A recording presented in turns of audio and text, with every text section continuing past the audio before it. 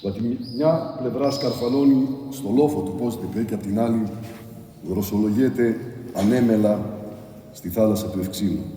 Σπίτια μικρά, μεγάλα, που οι αυλές πλακόστρωτες αλλού κι αλλού με καρφωμένα μποτσαλάκια να αποκουπούνε από πάστα και κήποι, ολούθι είναι πληγμένοι στο λουλούδι, τις ροδιές, τις μανόγες. Να το Μεϊντάνι. Με το μεγάλο καφενείο που οι γέροντες τραβούν μακάρι τους ναργιλές και δρόμοι, με τα μαγαζιά, τα σεκερτζίδικα, με τα πολύχρωμα ζαχαρωτά και ένα σωρό άλλα πράγματα του ευλογημένου αυτού τόπου. Συγκινημένη θύμηση παίρνει τους δρόμους και περπατά.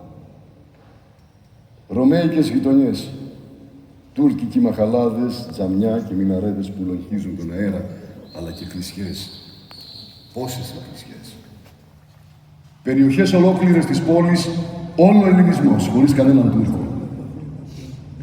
Βραδιάζει. Και να που εκεί ψηλά στο μιναρέ πρόβαλε ο Μολάς που με το ένα χέρι του σταυτεί διαλαλά στα πέρατα του κόσμου ότι ένας είναι ο Αλλάχ και προφήτης του ο Μωάμεθ. Αλλά η απάντηση έρχεται από πλήθος καμπαναριά που χαλούν τον κόσμο με τις γλυκόλαλες καμπάνες, από όπου δοξολογείται ο αληθινός Θεός των χριστιανών και προσκαλούνται οι πιστοί στις εκκλησιές όπου οδεύουν ολόκληρος λαός με πίστη και κατάνοιξη, Κυριακές, γιορτές, εορτινά, εσπερινούς, Χριστούγεννα και Πάσχα. Θεέ μου, τι ανοιχτόκαρδα, πόση απεραντοσύνη.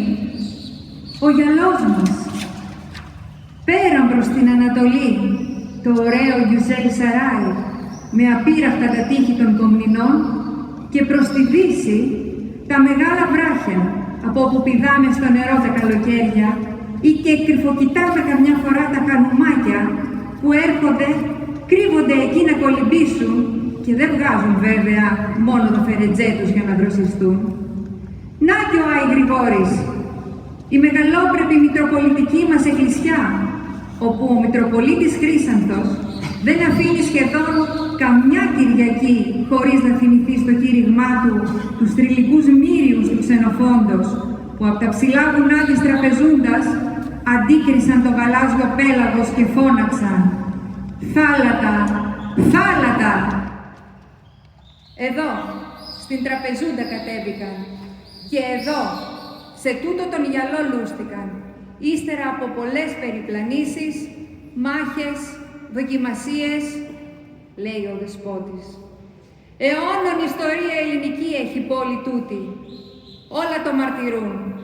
Αρχαίοι συγγραφείς, αρχαία τείχη και κάστρα, τάφη αυτοκρατόρων, εκκλησιές και προπάντων ο λαός, οριζωμένος στα άγια του τα χώματα, που τα ποτίζει με δάκρυα και υδρότα και συνεχίζει από γενιά σε γενιά την προαιώνια ιστορία της Ελλάδας.